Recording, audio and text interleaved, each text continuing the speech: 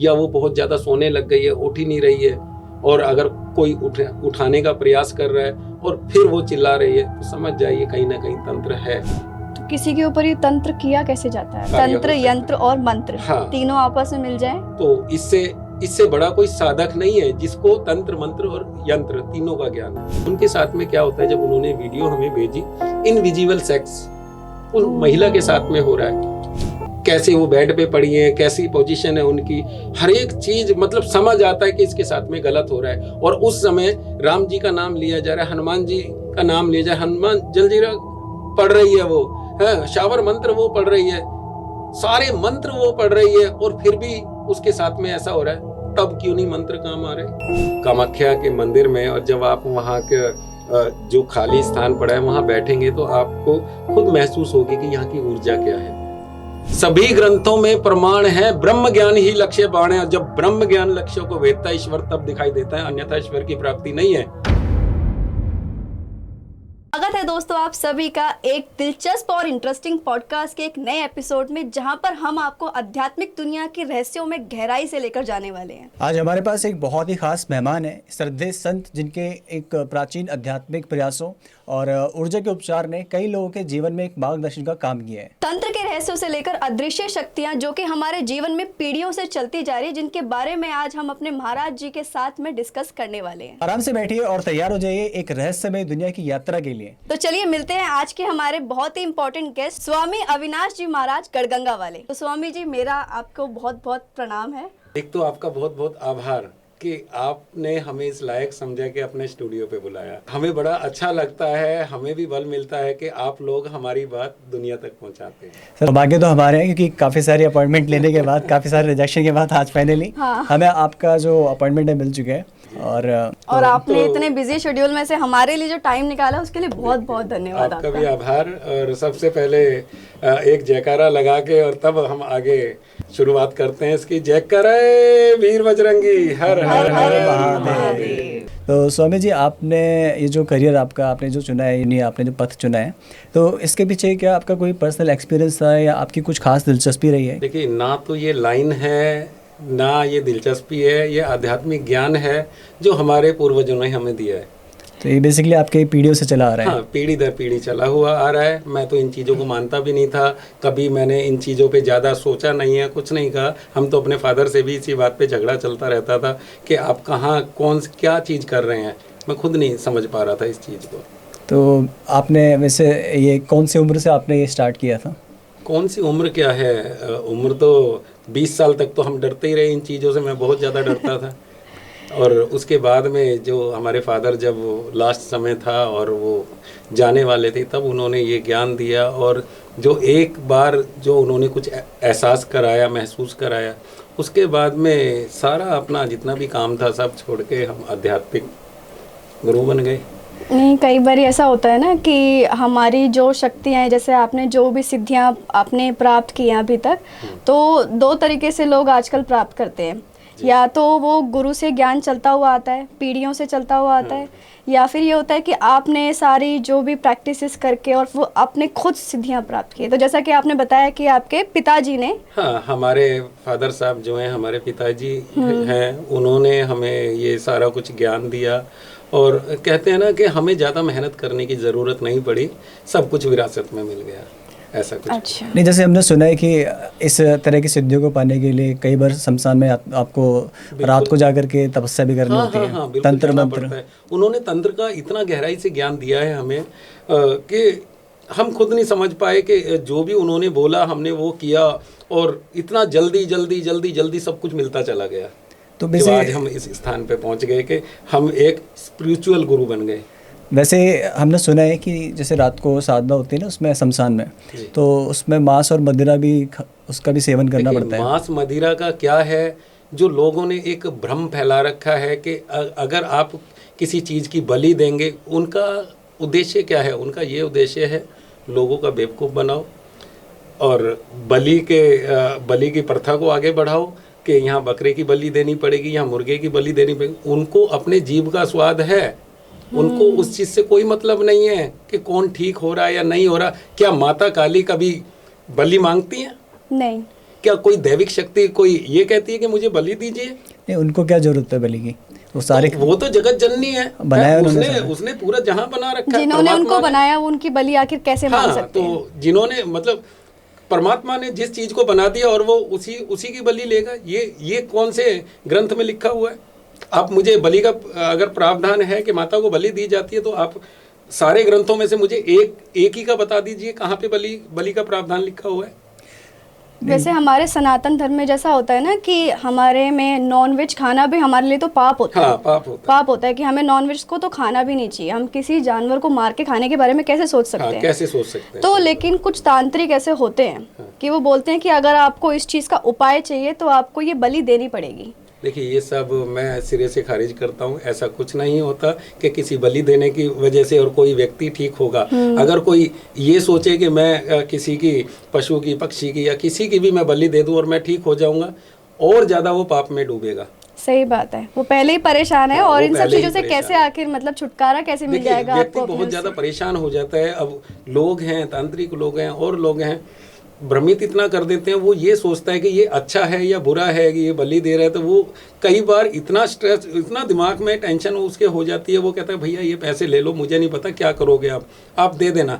तो क्या उसको पता है उसने जो भी 10-20 हज़ार रुपये दिया, क्या वो बलि दे रहा है? क्या पता वो बेवकूफ़ बना रहा है। वो पैसे उसने अपने जेब में रखे और कोई भी पूजा है उसने बता दी कि हाँ हमने पूजा कर दी, और वो व्यक्ति विश्वास करके बैठ जाता है और फिर भी ठीक नहीं हो पा रहा है, तो उसका क्या करें? आधे से ज़्यादा हाँ। जो लोग हैं ना, मतलब क्या है, अब जैसे किसी को सच में ज्ञान होता है और कोई सिर्फ ढोंग करते हैं, कोई सिर्फ ढोंग करते हैं, ढोंग किसी को ज़्यादा सच में चल रहा ज़्यादा है। ज्ञान होता है। जो भी अच्छा साधक है वो कभी भी अपना प्रमाण नहीं देगा। कोई भी ये नहीं करेगा कि मैं हाथ में खोपड़ी ले लूं या मैं शमशान में जाके बैठ के और शव साधना कर रहा हूं या शिव साधना कर रहा हूं। उसको प्रत्यक्ष को प्रमाण की आवश्यकता नहीं है। अगर वो प्रत्यक्ष है, उसको पता है कि मैं साधक हूँ, कभी भी अच्छा साधक वो ये नहीं बताएगा कि मैंने कहाँ साधना करी है और मैं क्या करता हूँ क्या नहीं करता। अच्छा, जैसे अभी आपने बोला कि अब हमें एक सच्चे संत को पहचानना होगा। अब जैसे मार्केट के अंदर हम देखते हैं कि 500 का असली नोट है तो नकली भी चलते हैं, ठीक है, 150 का भी असली नहीं है तो नकली भी नहीं है। तो इसी तरह हम एक अच्छे और एक सच्चे साधक, एक सच्चे संत को कैसे पहचानें, किस कसौटी पे उसको हम परखें? देखिए, सबसे पहले तो ये उसको लालच दिया जाए। अच्छा उसको लालच दीजिए कि हाँ देखिए ऐसा है, मेरी ये प्रॉब्लम है और ये बताइए ये कैसे ठीक होगी। पैसा जितना मर्जी लग जाए, बाकी मुझे ठीक कीजिए।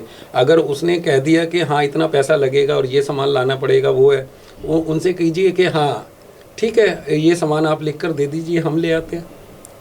और वो कहते हैं हाँ ले आइए। अगर आपने ला के दे दिया और वो काम कर रहे हैं तो वो सच्चे साधक हैं। और वो ये कहते हैं नहीं नहीं आप नकली ले आएंगे, असली ले आएंगे, क्या ले आएंगे क्या नहीं ले आएंगे, तो समझ जाइए कहीं ना कहीं गोलमाल है।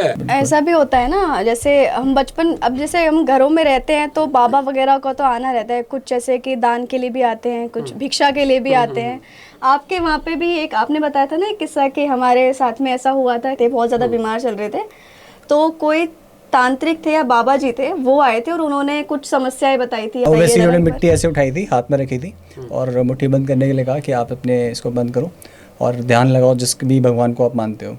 और आंखें बंद करके कुछ बार खोला उन्होंने तो उनके हाथ में सिक्का बन गया था। तो वो कैसे पॉसिबल हो सकता क्या है? छल होता है, जादू सब होता है, क्या होता एक है? हाथ की सफाई चल रही है। लोग बेवकूफ़ बना रहे हैं, सामने वालों को बेवकूफ़ समझते हैं, बाकी सामने वाला बेवकूफ़ नहीं होता। उसको पता है कि अगर हाथ में सिक्का बन सकता है, हाथ में 500 का नोट भी बन सकता है। अगर वो ऐसा बनाता है तो देश की सारी गरीबी दूर कर दे। बिल्कुल सही बात है, ये भी सही बात है। ये तो सही बोला आपने, बिल्कुल। अच्छा, मेरे को काफ़ी देर से मेरी जो नज़र है वो आपके इस त्रिशूल पे जा रही है। अच्छा, क्योंकि बहुत सारे देवी देवता ऐसे हैं कि वो उन्होंने एक अस्त्र चुना है हमेशा। जी जी जी। विष्णु भगवान के पास सुदर्शन चक्र था, हाँ, शिव जी के पास था, किसी के पास खड़ग है, किसी के पास कुछ है। तो सबने अपने एक पर्पस से चुना है। ये आपने किस पर्पस से चुना है? आपके पास किस लिए देखिए, है? हमें खुद एहसास ये होता है कि महादेव का त्रिशूल है, हमें खुद ऐसा लगता है कोई ना कोई पॉजिटिव शक्ति हमारे साथ में है। मतलब विश्वास बढ़ जाता है, हाँ, आत्मविश्वास विश्वास बढ़ जाता है। आपको अब वो मतलब- हमें नहीं पता हमारा क्यों विश्वास बढ़ रहा है। अगर ये त्रिशूल किसी को कोई पीड़ा है और ऐसे करके उसके सर पे रख के और महामृत्युंजय मंत्र भी पढ़ दिया, वो ठीक हो जाता है। मुझे नहीं पता कैसे ठीक हो रहा है, परमात्मा की मर्जी। तो कहीं ऐसे- ना कहीं भगवान ने आपको डायरेक्ट शक्ति दे दी है त्रिशूल में। नहीं, वैसे चिन्हों का जो है काफी इस्तेमाल होता है। जैसे इस्तेमाल हमने होता देखा है। है कि क्रिश्चियनिटी में जो है वो जीसस का यूज करते हैं जब किसी के ऊपर किस हाँ, तरह वो की। प्लस का जो साइन रहता वो है। ऐसा है, देखिए हम भी बहुत सारे यंत्रों में हम हाँ। त्रिशूल को अंकित करते हैं। कुछ थोड़ा उनका- इसका एक मार्गदर्शन दो कि जैसे इसमें- हर अस्त्र का कुछ ना कुछ एक मतलब होता है, शस्त्र का एक मतलब होता है। तो मुझे ये जानना है कि आपके इस त्रिशूल का क्या एक बढ़िया। देखिए ये हमारा त्रिशूल नहीं है, ये भोलेनाथ ये तो भोलेनाथ त्रिशूल का है हमारा। और हम तो ये त्रिशूल जो है इनको हमेशा ऐसे नतमस्तक रहते हैं। और ये जो त्रिशूल है ये हमारी जान है। होता क्या है, इसमें 3 शूल हैं। कहते हैं ना शुरुआत कहाँ से हुई, शुरुआत किसको कहते हैं, यहीं से शुरुआत है और यहीं पे अंत है। आविष्कार, रख रखाव और तबाही, इसी से ही आविष्कार हुआ है, यही रख रखाव कर रहा है इस धरा का। और जब तबाही होगी तब भी त्रिशूल ही तबाही महादेव जी करेगा। आएंगे। तभी महादेव जी आएंगे, आएंगे। तभी तांडव करेंगे। बिल्कुल, अभी तो ऐसा परिस्थिति बन रही है, हम देख रहे हैं, शायद आपने वीडियोस देखी होंगी कि बहुत सारे जो पानी के बहुत गहराई में रहती है मछलियाँ वगैरह, वो आजकल सतह पर आ गए हैं। और कई सारी ऐसे इवेंट्स आजकल हो रहे हैं, कई सारी वीडियोस आपने देखी होंगी, वो सारे इशारा कर रहे हैं कि इस वक्त जो है प्रलय बहुत नज़दीक है। उसके ऊपर क्या लगता है आपको कि क्या हो सकता है? प्रलय नजदीक है, ये भी बात ठीक है। प्रलय का एक छोटा सा झटका दिया भी था प्रकृति ने। क्या, जब कोरोना आया था, हाँ। सबको एक घर में पैक कर दिया था, जानवर शहरों में आ गए थे। क्या था उनका एक छोटा सा अंदेशा था, उन्होंने एक ये दिखाना था कि इस प्रकृति को बचा लो, इस धरा को बचा लो। फिर भी लोग अपना कर्म इस तरह से कर रहे हैं, कोई किसी के बारे में कुछ नहीं सोच रहा, सब अपने बारे में सोच रहे हैं। यूथ है, यूथ अपने बारे में ये सोच रहा है, वो लड़की या वो लड़का, मैं उसके बिना नहीं रह सकता, मैं उसके बिना, हाय पैसा, हाय पैसा। अरे जब तुम्हारी औकात एक सुई ले जाने की नहीं है, क्या करोगे उस पैसे का? यहाँ से तो खाली हाथ आए थे और खाली हाथ ही हाथ जाना है। पड़ेगा। फिर क्यों, किसके लिए? फिर भी लड़ाई झगड़े होते हैं, फिर भी भाई भाई की झगड़े लड़ाई हो रहे, जाती है। भाई। महाभारत में हाँ। लड़ाई हुई थी, किसके लिए हुई थी? अगर समझाने से लोग समझ जाते, क्या बांसुरी बजाने वाला कभी महाभारत होने देता? शस्त्र उठाता हो, बिल्कुल बिल्कुल नहीं उठाता। बिल्कुल नहीं। तो समझाने से लोग नहीं समझेंगे। कहीं ना कहीं जब ये दुनिया तहस नहस होगी, जब इस दुनिया का अंत आ जाएगा, तब याद ही करेंगे, कोई नहीं बचने वाला। अगर कोई बचेगा तो जिसके कर्म अच्छे होंगे वो बचेगा। अच्छा, कर्म्स के यहाँ से मुझे एक दिमाग में सवाल आ रहा है। अभी आपने बोला कि कर्म जिसके अच्छे होंगे वो बचेगा, तो कर्म बड़ा है या धर्म बड़ा है? इस पर काफ़ी ज़्यादा देखिए, डिबेट छिड़ा कर्म हुआ है। बड़ा है या धर्म बड़ा है? कर्म बड़ा है। कर्म, जब आपके कर्म अच्छे होंगे तभी तो आप धर्म के ऊपर चल पड़ेंगे।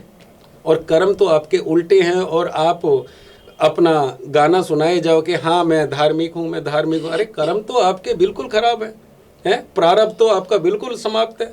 तो धर्म को कैसे बचाएंगे? सबसे पहले कर्म कीजिए, उसके बाद में धर्म के बारे में सोचिए। कर्म अच्छा होना चाहिए, तभी आप धर्म के रास्ते पे चल पाएंगे। हाँ, जैसे रावण का भी आपने ऐसे में बोला कि जो रावण था, क्या था उनका कर्म, तो वो धर्म तो बहुत अच्छा था, वो पूजते थे शिव जी को, बहुत पूजते थे, वो बहुत बड़े भक्त थे शिव जी के, लेकिन कर्म उनके अच्छे नहीं थे।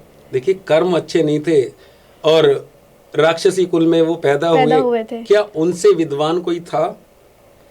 वो जितना सबसे ज्ञान सबसे उनके ज़्यादा बहुत ज्ञान ज्ञान था। था, अनंत क्या? ज्ञान था। हाँ, अनंत ज्ञान था। क्या उनसे ज्यादा ज्ञानी कोई था? इवन ये भी कहा जाता है कि श्री रामचंद्र भी जो है शोक में चले गए थे कि इस वक्त जो है संसार का सबसे बड़ा ज्ञानी आज अपना देह छोड़ हाँ। चुका है, तो मुझे बड़ा दुख है जी जी। क्योंकि उसके बड़ा ज्ञानी कोई नहीं था पूरी धरती पे। तो आपके हिसाब से कर्म पहले है, कर्म धर्म बाद पहले में है, है। धर्म बाद में। मतलब धर्मयुक्त कर्म पहले है।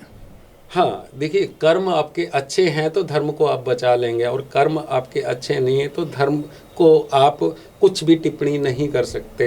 लेकिन आज के टाइम पर धर्म को धंधा बना लिया है सभी ने। छोटे छोटे बच्चे आजकल आप देख रहे हो कि वो बाबा मैं बने निःशब्द हुए हैं। हूँ, वो क्या है? देखिए अब छोटे छोटे बच्चों को पहले ही तैयार कर दिया जाता है कि आप माता काली बन जाएं, दुर्गा बन जाएं, कुछ भी है, और थोड़ी सी किताबों का रट्टा लगवा देते हैं और चल रहा है उनका धंधा, धर्म का ही धंधा चल रहा है ये। सोशल मीडिया पे बड़े, अरे लोग वायरल होने के लिए, लोग हाँ हाँ हाँ, फेमस होने के लिए आजकल धर्म का बड़ी जल्दी सहारा ले लेते हैं। धर्म का सहारा ले सोचते रहे हैं कि हमने 2-4 बातें ज्ञान की क्या कर दी, छोटे छोटे बच्चे तो कथा हमें प्रवचन कर सब रहे हैं। लोग छोटे मानने बच्चे लग हैं जाएंगे। और एक ऐसे बच्चे हैं कि जो कि उनके लोग पैर पूज रहे हैं, हाँ। उनको हाथों में लेके घूम रहे हैं, उनको ईश्वर समझ रखा है। अरे भाई, ईश्वर है कहाँ? आपके अंदर ही है, आप पहचानो तो सही। देखिए, ग्रंथों में भी लिखा हुआ है कि कण कण में भगवान है। तो आप फिर ढूंढ कहाँ रहे हैं उनको? एक इंसानों में ढूंढ रहे हैं? तो आप ध्यान कीजिए ना कि ईश्वर है कहाँ। ईश्वर यहाँ भी है जहाँ हम बैठे हैं। एनर्जी हर एक जगह है, हर एक वस्तु में, पॉजिटिव हर भी एक है और व्यक्ति नेगेटिव में, भी। हर एक जीव में, जंतु में, जितने भी सभी में चीजें हैं, सब परमात्मा में वास ईश्वर है। करता है। कण कण में ईश्वर होता है। लेकिन लोग अपने आप को ये सिद्ध करने में लग जाते हैं कि तुम्हें ईश्वर तक जाना है तो पहले मेरे को मानना हाँ, शुरू करो, पहले फिर मुझे ईश्वर मानो। तक का रास्ता। बिल्कुल, बिल्कुल। आजकल सबको क्या है, सब पापी है इस दुनिया में। सब पापी हैं। हमने पाप करे, हम कह ही नहीं सकते कि हमने कोई नहीं, पाप मैंने नहीं पाप करे। नहीं अभी कुंभ में बहुत सारे लोग बहुत गए सारे। थे। बहुत लोग टिप्पणी भी कर रहे थे कि भाई अपने पाप धोने जा रहे हैं, ये है फिर तो वो सभी है। स्वर्ग जाने के लिए थे। जा रहे हैं कि लोग गए स्नान करके आगे। ऐसी ऐसी माताएं हैं। अरे घर में तो आप अपनी पति से नहीं बात करते और जा रहे हैं अब कुंभ नहाने कि हाँ मेरे पाप धुल गए। अरे पाप तो तुम्हारे धुल गए, चलो वहाँ त्रिवेणी है, आपने स्नान किया, पाप धुल गए। जैसे ही घर आएंगे मात्र कुछ ही समय में वो पाप फिर आपके सर पे आ जाएगा। अब वो कैसे आएगा? वहां आपने डुबकी लगा ली, वहां पाप धुल गए, बारिश आई, वो वाष्प बना, वो बादल बने और फिर तुम्हारे सर पे आ पड़ गया। गए। तो लोग ऐसा सब कितने पाप वहम है कि धोगे? हम गंगा जी में नहा लेंगे तो हमारे कर्म का जो पाप है वो फल कम हो जाएगा, ऐसा सब। देखिए ऐसा है चेतना, जो भी लोग सोच रहे हैं कि हाँ हम वहाँ जाके पाप धो लिए। अरे माँ बापों की तो आप सेवा नहीं कर रहे, माँ बापों के बारे में आप सोच नहीं रहे हैं, कर्म आपके इतने गलत हैं तो आप पाप आपके धुल जाएंगे। आपने किसी व्यक्ति का मर्डर कर दिया और आप जाके गंगा में नहा रहे हैं तो क्या पाप धुल जाएंगे? बिल्कुल नहीं आपका होना चाहिए। एक एक किया हुआ फल सब वहाँ लिखा हुआ है, कब इसको क्या सजा देनी है। हमने देखा है कि हर धर्म के अंदर स्वर्ग और नर्क का कंसेप्ट है। अगर हम बाइबल में देखें तो वहाँ भी हेवन एंड हेल का कंसेप्ट है। और अगर हम इस्लाम में देखें तो उनके कुरान में लिखा है कि वहाँ पर जन्नत होती है जहाँ 72 हुरें होती हैं। इवन हमारे भी धर्म के अंदर आपने देखा है कि स्वर्ग और नर्क का कंसेप्ट काफी ज्यादा है। गरुड़ पुराण तो उसके ऊपर मैंने लिखा भी हुआ है। गरुड़ पुराण में तो स्पेशली सजा भी लिखी हुई है कि आप अगर कौन सा कर्म खराब करते हो तो उसकी सजा क्या है। तो क्या ये स्वर्ग और नर्क वाकई में एग्जिस्ट करता है या सिर्फ एक हम लोगों को डराने के लिए, युवाओं को ये कि हम कुछ गलत काम ना करें इसलिए उससे बच जाएं? तो इस नहीं, ऐसा कुछ भी नहीं है। देखिए सभी हमारे ग्रंथों में भी लिखा हुआ है, तो इसका मतलब स्वर्ग भी है और नर्क भी है। और जो वास्तविकता है वो ये है, स्वर्ग नर्क जो है सब यहीं पे है। अगर आप गलत किसी का कर रहे हैं, अब नहीं 10 साल बाद 15 साल बाद आपको भुगतना पड़ेगा। आप किसी का गलत कर रहे हैं तो उसकी सज़ा यहीं के यहीं मिल जाएगी। और उसके बाद में जो नर्क और स्वर्ग बोला गया है फिर वहाँ पे भी सज़ा मिलेगी।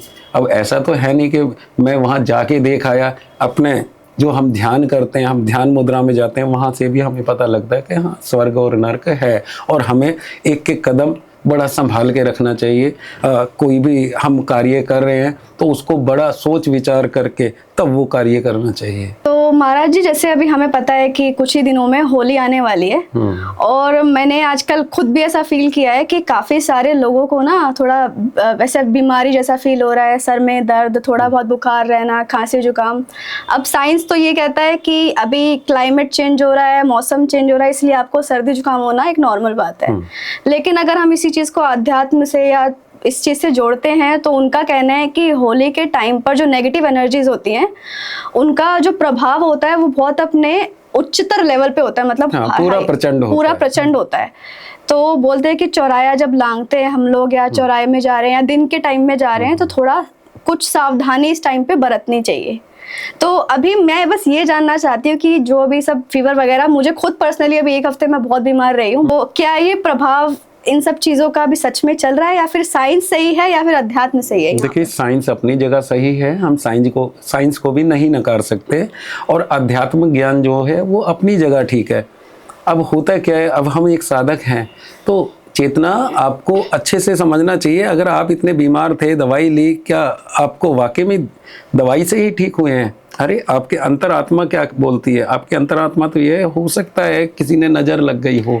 मैंने ऐसा सोचा भी था स्वामी जी, फिर मैंने नजर उतरवाई। बोलते हैं मंगलवार को और शनिवार को नजर उतारवाना अच्छा होता है, तो उस टाइम मैंने नजर उतारी। फिर एक हफ्ता लग गया मुझे ठीक होने में, पर दवाइयों का प्रभाव मुझे उतना नजर नहीं आया देखिए जितना ऐसा आना है, चाहिए। अपनी मम्मी से आप बोलते कि मम्मी मेरी नज़र उतार दो, 5-7 मिर्च लेके साबुत आपके ऊपर से उतार के, और वो जाके किसी उसमें जो जहाँ जलनशील है चीज वहां जाके जला देते, बस मतलब उसी जिम के से अंदर ठीक हो जाके जाता। जलाए या फिर नहीं, घर में हमने बोला है ये शाम को ही नजर उतरती है, नजर दोष होता है, ऐसा मेरे नहीं को है कि- बहुत जल्दी नजर लगती है, इसलिए ये जो काला धागा है ना मैंने पहन रखा है। काला धागा हाथ में नहीं बांधना चाहिए, बांधना बांधना चाहिए। चाहिए।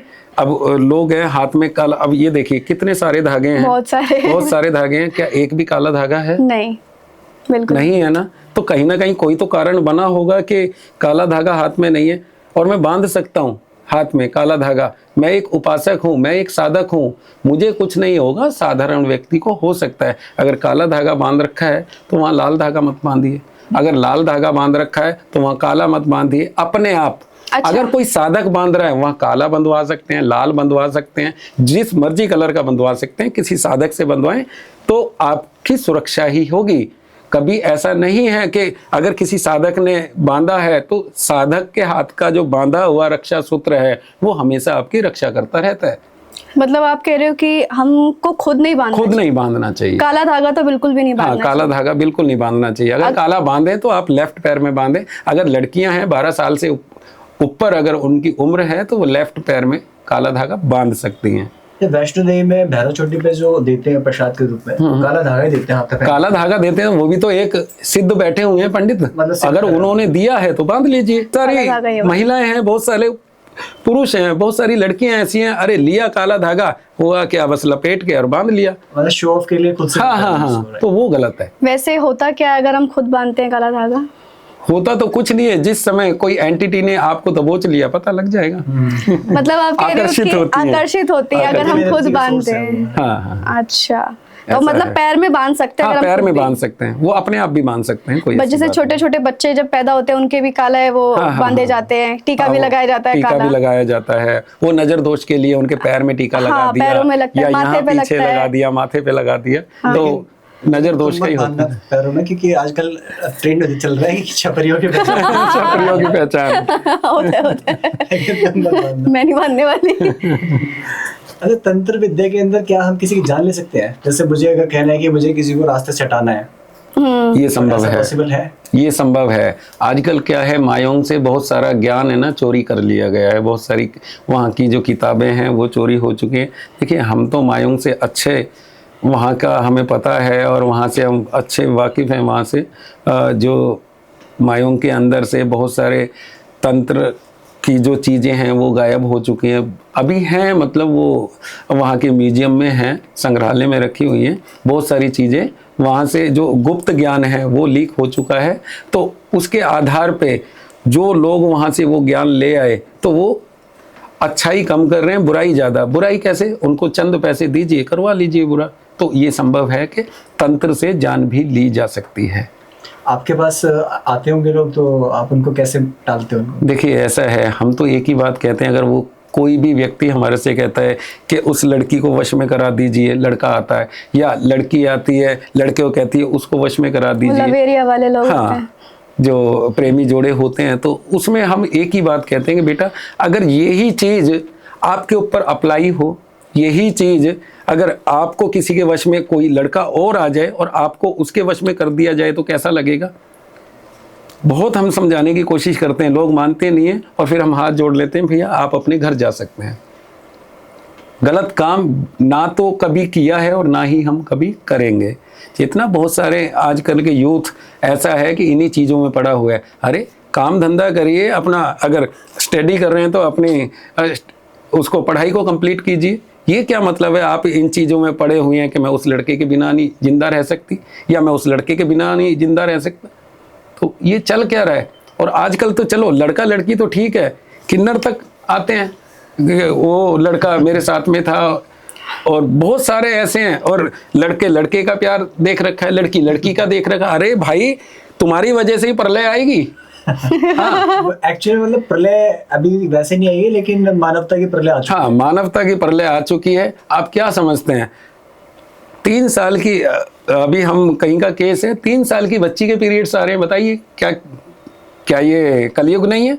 हमारे पास में कोई केस आया था 3 साल की बच्ची को भी पीरियड्स हैं, तो यहीं से पता लगता है कि कितना चरम सीमा पे हमारा कलयुग है। और कलयुग में ऐसा नहीं है, देखिए बहुत सारे लोग ये कहते हैं कि हमने भगवान के दर्शन कर लिए, हमने भोले बाबा को देख लिया। इतना आसान है क्या? इतना आसान है चेतना क्या भगवान को देखना? सभी ग्रंथों में प्रमाण है, ब्रह्म ज्ञान ही लक्ष्य बाण है। जब ब्रह्म ज्ञान लक्ष्यों को वेदता ईश्वर तब दिखाई देता है, अन्यथा ईश्वर की प्राप्ति नहीं है। लोग 4 मंत्र पढ़े नहीं और बन गए साधक, बन गए कथावाचक बन रहे हैं। अरे किताबों का रट्टा लगा के और तुम जो कर रहे हो, कभी ध्यान में तो बैठो, कभी भोलेनाथ का ध्यान तो करो, एकांत में होके समय तो दो। समय तो तुम्हें 1 मिनट का भी नहीं है, पैसा चाहिए तुम्हें, तो फिर ईश्वर कहाँ से दिखेगा?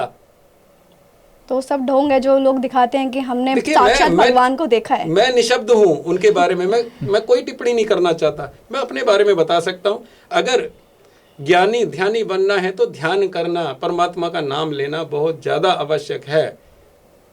अभी आपने जैसे बताया कि ब्रह्म ज्ञान एक ऐसा तरीका है जिससे हम मोक्ष भगवान को पा सकते हैं, तो इसका ग्रंथों में भी काफ़ी ज़्यादा आता है इसका नाम ब्रह्म ज्ञान। श्री कृष्ण भगवान ने युद्ध के समय अर्जुन को भी दिया था। तो बेसिकली ये ब्रह्म ज्ञान है क्या? देखिए ब्रह्म ज्ञान क्या है? अगर ब्रह्म ज्ञान आपको समझ आ गया तो आप तो ये कहेंगे कि अगर जो हम जो जी रहे हैं ये तो कुछ भी नहीं है, ये तो एक हमारा सपना चला हुआ है। मतलब हम एक इल्यूजन में जी रहे हैं। हाँ, इल्यूजन में जी रहे हैं। आगे क्या है? अब जितने भी तपस्वी होते हैं, जितने भी पुराने जितने हम पहाड़ों में हमारे साधु संत बैठे हैं, वो आम लोगों से क्यों नहीं मिलते? वो अपने ध्यान पे हैं, उनको पता है आगे क्या होने वाला है, वो आगे का भविष्य का देख लेते हैं। उनको सब कुछ पता है, भूतकाल में क्या चल रहा है, वर्तमान में क्या है और भविष्य में क्या है। वो तो एक जगह बैठे हुए देख रहे हैं, तो इसको ब्रह्म ज्ञान कहते हैं।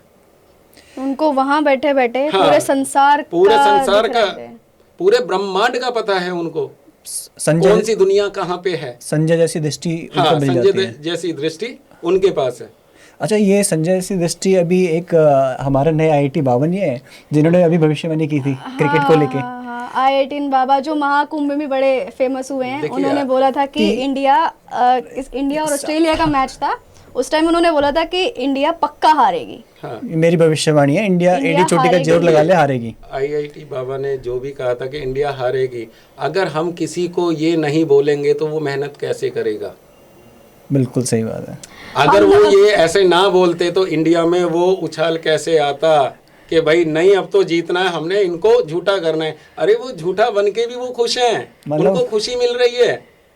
और 4 चंद थोड़े से किताबें पढ़ के और जो उनकी अवहेलना कर रहे थे वो तो एकदम शांत बैठे हुए थे। वो वीडियो हमने भी देखा है। वो तो देखिए, साधक कोई भी है, जो शांत बैठ जाता है वो साधक है। और जो चारों तरफ से उनके ऊपर हाँ इतनी सारी अभद्रता दिखा रहे थे, वो देखिए कि जो इतना कुछ बोल रहे हैं वो ज्यादा ठीक थे या जो शांति से सुन रहा है वो ज्यादा ठीक है? साधक किसको कहेंगे? जो शांति से सुन रहे हैं, जो शांति से सुन रहा है उसको साधक कहते हैं। क्योंकि उनको पता है, आप कुछ भी बोल लो उनको पता है क्या है क्या नहीं है। अच्छा, ये अभी जैसे साधक सच्चा मतलब शांति उसको चाहिए, शांति से बैठना है, तो एक स्टूडेंट लाइफ काफ़ी ज़्यादा इम्पोर्टेंट है। तो उसको एक मेमोरी अपनी बढ़ानी है, अपनी इसको एकाग्रता बढ़ानी है। तो एक स्टूडेंट की लाइफ कैसे होनी चाहिए, उसको कैसा अपनाना चाहिए जीवन शैली उसको? कि देखिए, जीवन शैली का सबसे पहले जितने भी बच्चे हैं उनका पढ़ाई में मन नहीं लग रहा है, वो मोबाइल में ज़्यादा पड़े रहते हैं। मैं एक छोटा सा टिप्स बताता हूँ। अब मान लीजिए कोई उन्होंने क्वेश्चन है, उसका आंसर चाहिए। अब क्वेश्चन आएंगे तो उनको डेफिनेट कुछ ना कुछ तो भरना पड़ेगा। तो उनको क्या करना चाहिए? अब जैसे कि उसका आंसर ये है, 2 लाइनों का आंसर है, तो वो दिमाग में कैसे फिट होगा? आप किसी अपने परिचित का ये देख लें कि भाई उसका नाम अपने दिमाग में रखें, एक स्टोर कर लें कि उसका नाम ये है और हमारा आंसर ये है, अपने आप स्टोर होना शुरू हो जाएगा। एक कोड, 1 नंबर पे ये था, 2 नंबर पे ये था, 3 नंबर पे संजय था, संजय का ये वाला है, तो अरे इसका मैंने कुछ क्या क्या कोड रखा था, संजय रखा था, याद रह जाएगा अपने आप। हर एक चीज को स्टेप वाइज लगाएं और फिर ध्यान करें। देखो आपको आईएएस बनने से कोई नहीं रोक सकता। मतलब कुछ इंटरेस्टिंग तरीके से पढ़ना स्टार्ट हाँ, करें, बोरिंग तरीके से मत पढ़ो। बोरिंग तरीके से नहीं, अपना खुद का एक स्टाइल बनाइए, खुद का एक दिमाग बनाइए, खुद का एक स्टोर की मेमोरी, जो भी आपकी मेमोरी है वो क्रम से लगाएं तो आपको सब कुछ याद रहेगा। इस सुबह 4 बजे कंसेप्ट क्या है कि ब्रह्म मुहूर्त में पढ़ना चाहिए? देखिए, ब्रह्म मुहूर्त में पढ़ना चाहिए वो इसलिए, माइंड हमारा, दिमाग हमारा एकदम शांत रहता है, एकदम शांत रहता है। जो भी हम चीज़ पढ़ रहे हैं हमें पता है कि हम कल का नहीं सोच रहे, हम परसों का नहीं सोच रहे, हम केवल वो पढ़ रहे हैं और वो बहुत ध्यान से हमारे दिमाग में स्टोर होना शुरू हो जाता है। आजकल क्या है, रील देख रहे हैं, इतना कुछ देख रहे हैं मोबाइल पे, तो क्या है आपकी मेमोरी बेवजह से भरे जा रही है। अरे उसका करना क्या है, इतनी मेमोरी क्यों भर रहे हैं, उसको डिलीट कर दीजिए, आप अपनी पढ़ाई पे फोकस कीजिए। सुबह उठते रील्स, सोने से पहले रील्स, सुबह उठते अरे रील्स चलती आप है। शौचालय जा रहे हैं तब आप रील्स देख रहे हैं, तो आप अपने दिमाग की मेमोरी तो भर रहे हैं। राइट। सही बात है। जैसे बार बार कोई चीज़ देखते रहेंगे तो फिर दिमाग में भी वही चीज़ घूमती रहेगी। तो जैसे हम बोलते हैं कि ब्लैक मैजिक हो या तंत्र विद्या हो, उसको प्रैक्टिस से ही सीखा जाता है। प्रैक्टिस जितना करोगे आपकी जो विद्या है, जो सिद्धियाँ हैं वो बढ़ती जाती हैं। तो मैंने सुना है कि जो कामाख्या देवी का मंदिर है जो आसाम में आई थिंक, और एक काली घाट है वेस्ट बंगाल में, हाँ, काली घाट। और यहाँ तक कि मेहंदीपुर बालाजी जो मंदिर है वहाँ पर भी तंत्र विद्या प्रैक्टिस बहुत की जाती है। तो मंदिर में हम क्यों कर रहे हैं? क्योंकि कामाख्या देवी अगर है तो मंदिर ही, तो फिर वहाँ पे तंत्र विद्या का प्रैक्टिस करने का मतलब रीज़न क्या है वहाँ पे? देखिए, रीज़न ये है, अब आप कभी कामाख्या जाएंगे, कामाख्या के मंदिर में, और जब आप वहाँ के जो खाली स्थान पड़ा है वहाँ बैठेंगे तो आपको खुद महसूस होगी कि यहाँ की ऊर्जा क्या है। जब आप आँख बंद करके बैठेंगे आपको बहुत कुछ महसूस होगा। काली घाट पे जाते हैं, काली घाट पे माता काली के दर्शन करने से ही आपके अंदर एक पॉजिटिविटी एक ऐसी आएगी, एक ऐसी ऊर्जा आएगी, आपको खुद समझ आएगा। बालाजी मंदिर में जाते हैं, वहाँ पे भी वही ऊर्जा है, वही पॉजिटिविटी है, आपको पता लगेगा। हाँ, जो बाहर हैं, छोटी छोटी दुकानें बना रखे हैं, कुछ हैं वहीं पे फ़ोटो लगा रखी है, वहीं पे मैं निशब्द हूँ, मैं नहीं बोल सकता उन पे, नहीं तो क्या है, कहीं ना कहीं वो मेरी भी एंट्री वहाँ पे बंद कर देंगे कि भाई इन्होंने ऐसा बोला था।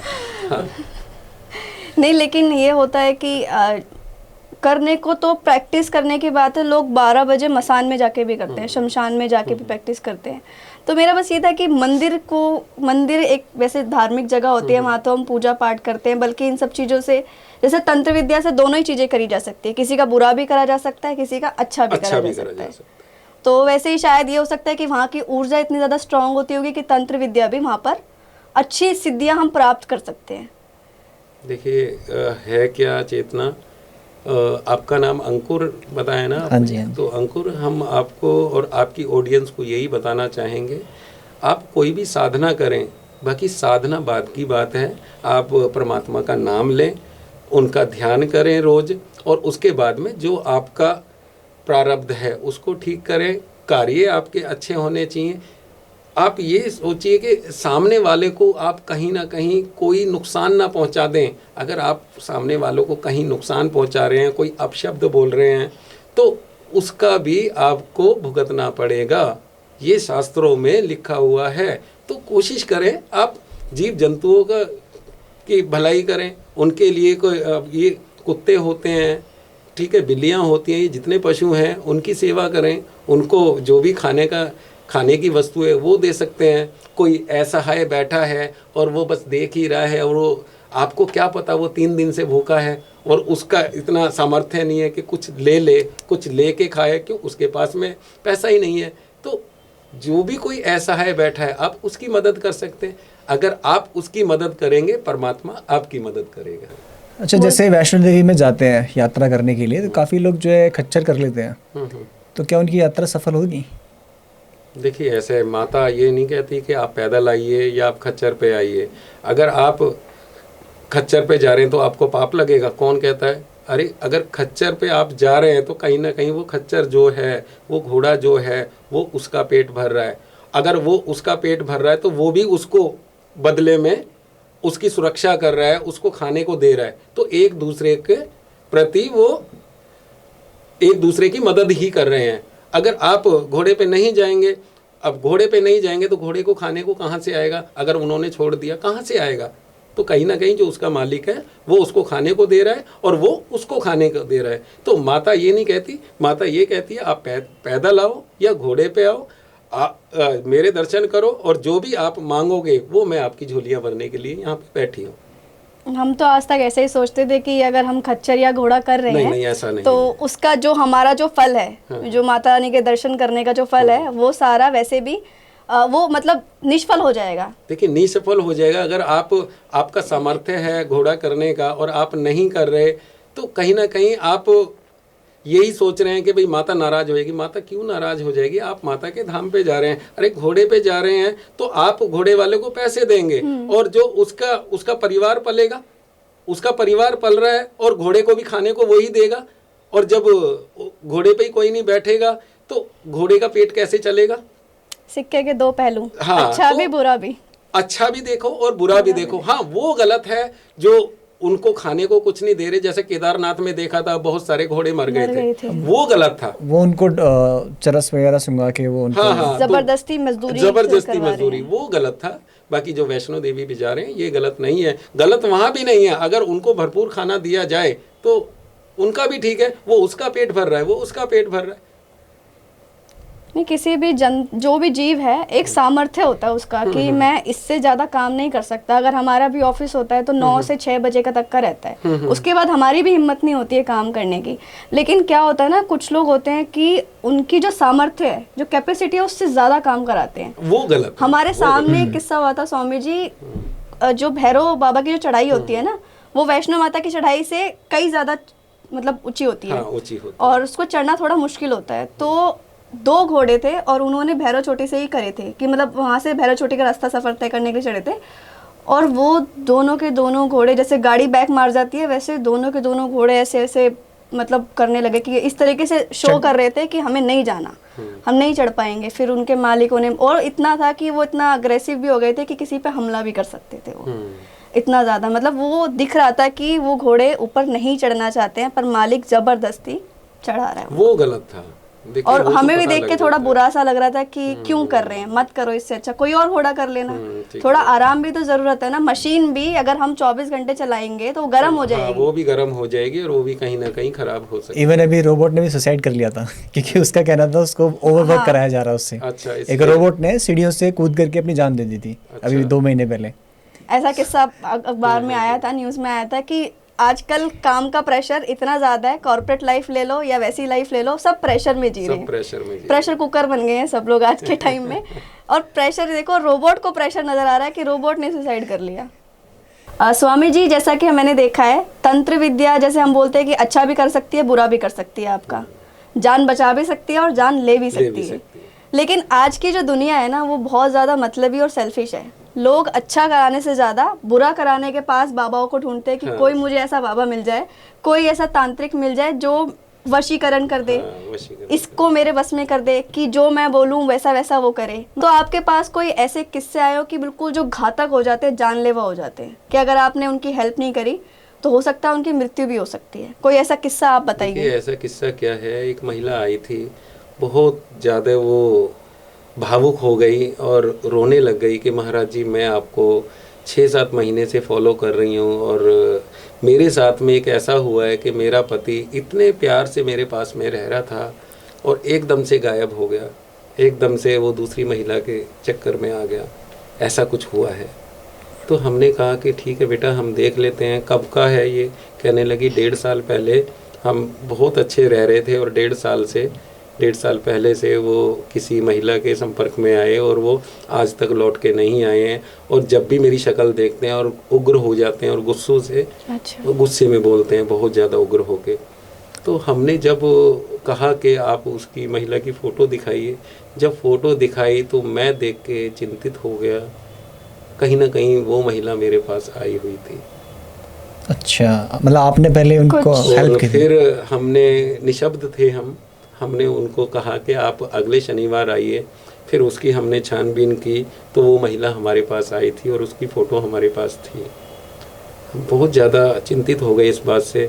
फिर वो महिला आई तो हमने कहा कि आपको ये बताओ कि कमर में दर्द रहता है कि हाँ कमर में दर्द रहता है, मेरे से चला नहीं जाता, मेरे सीने में दर्द रहता है।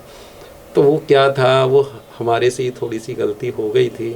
फिर हमने उस महिला को कहा कि बेटा ये महिला हमारे पास में आई थी और जब उसने आंसू निकाले तो हमें दया आई और हमें क्या पता हमारे से ही गलती हो रही है।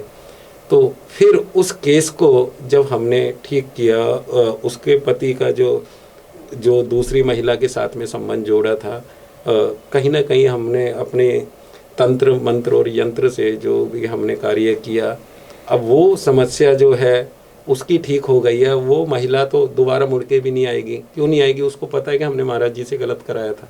अब हमें तो नहीं पता। तो कई बार एक साधक से भी गलतियां हो जाती हैं।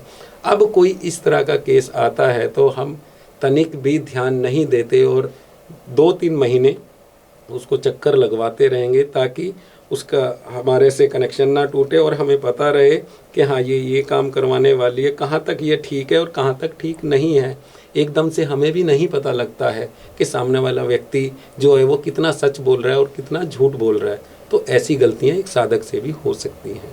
अगर किसी इंसान के ऊपर किसी बुरी आत्मा का साया है या कोई भी नेगेटिव ऊर्जा है, तो क्या सिम्टम्स होते हैं कि हमें पता लग जाए कि हाँ इसके ऊपर कुछ तो है? देखिए सिम्टम्स ऐसे हैं, अगर कुछ ऐसा साया है उसका बिहेवियर एकदम से बदल जाता है। उसके सबसे पहले तो उसके खान पान में बदलाव आ जाएगा। जो या तो ऐसा है कि ऐसे लोग आए हैं हमारे पास में, या तो जहाँ वो 2 रोटी या 3 रोटी चपाती खाती थी और एकदम से उसका खाने का जो रोज के दिनचर्या में जो खाना खाती है वो 2-4 रोटी से और सीधा 10 रोटी पे आ जाए तो आप समझ जाइए कहीं ना कहीं गड़बड़ है। और या वो काम ही नहीं करती थी और बहुत ज़्यादा अब काम भी कर रही है, काम तो कर रही है और आके सब पे उग्र हो रही है, सब पे गुस्सा कर रही है, तब समझ जाइए कि कुछ ना कुछ तंत्र हुआ है। या वो बहुत ज़्यादा सोने लग गई है, उठ ही नहीं रही है, और अगर कोई उठाने का प्रयास कर रहा है और फिर वो चिल्ला रही है तो समझ जाइए कहीं ना कहीं तंत्र है इस पे हुआ। और जो एकदम से अपनी धुन में ही बस खोई रहे, पागलों वाली एकदम से उसका बिहेवियर चेंज है, तब समझ जाइए इसके ऊपर तंत्र किया गया। तो किसी के ऊपर ये तंत्र किया कैसे जाता है आखिर? मैंने बताया है कि बालों से हो जाता है। देखिए जितनी भी महिलाएं हैं, जितने पुरुष हैं, जो भी कोई व्यक्ति है, अपने वस्त्र संभाल के रखे। पहने हुए वस्त्र किसी को ना दे के ले भाई पहन ले। हमारे वस्त्रों में भी एनर्जी होती है। अपने बाल हैं, जितनी भी महिलाएं हैं, बाल ऐसे अपना कंघी करे और बाल निकाल के ऐसे ही फेंक देती हैं, नहीं फेंकने चाहिए। कंघी करके बाल लिए और थोड़े निकाल के 3 बार थू थू थू ऐसे करके डाल दीजिए, फिर वो अशुद्ध हो जाएंगे, वो तंत्र में काम ही नहीं आ सकते। तो इसी तरह से झूठा भोजन भी, अगर आप 4 लोगों के पास बैठे हैं, या तो सारे को फिनिश कर दो और उसमें से 4 में से एक ने भी वो झूठा भोजन बचा रखा है कि भाई कोई नहीं बाद में देख लेंगे, तो या तो उसको समाप्त करिए या उस पर निगरानी रखिए, ये भोजन बचा के ना ले जाए। तो कहीं ना कहीं उस पर भी तंत्र हो सकता है। झूठा मतलब छोड़ने से भी वो से हाँ, झूठन से भी वशीकरण हो सकता है। नाखून वगैरह से भी नाखून से भी होता है, वस्त्रों से होता है, हमारे ब्लड से होता है, हमारे बालों से होता है। अच्छा, हाँ। मतलब तन की जितनी चीजें होती हैं उनसे होता है। वैसे बोलते हैं कि तंत्र बड़ा है या मंत्र बड़ा है? तंत्र अपनी जगह बड़ा है, मंत्र अपनी जगह बड़ा है और यंत्र अपनी जगह बड़ा है। और जो ये तीनों एक साथ में मिल जाए तो प्रचंड बड़ा है, बहुत ज्यादा बड़ा कार्य तंत्र, यंत्र और मंत्र, हाँ, तीनों आपस में मिल जाए तो इससे बड़ा कोई साधक नहीं है जिसको तंत्र मंत्र और यंत्र तीनों का ज्ञान है। जैसे बोलते हैं कि किसी पे अगर हमने कोई तंत्र विद्या करवाई होती है या किसी का कुछ गलत करवाया होता है, तो मंत्रों में इतनी पावर होती है कि कई बार वो चीज़ें हम मंत्रों से भी छुटकारा पा सकते हैं। मंत्रों से छुटकारा पा सकते हैं। मंत्रों से, अब ये बताइए, मंत्रों से अगर खाली मंत्रों से आप सोचें तो कई किस्से ऐसे भी हैं कि मंत्रों से भी वो चीज़ें ठीक नहीं होती।